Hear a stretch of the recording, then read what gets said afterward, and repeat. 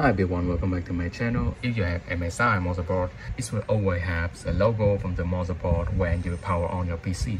I will power on my PC again for you guys to see this is an MSI logo. If you want to turn off this logo, I will show you very quick in this video. You need to restart your PC, and when you restart, click the Dell option over here to enter the BIOS.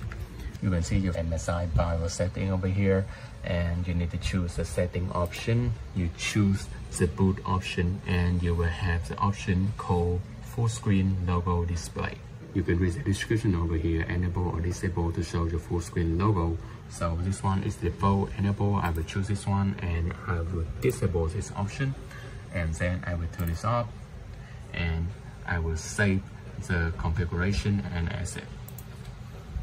After restart, you will see we no longer have MSI logo when computer turning on. So that's all my videos. If my video helpful, please give me a like and subscribe, and double comment below if you want to ask me anything. I will see you in my next videos.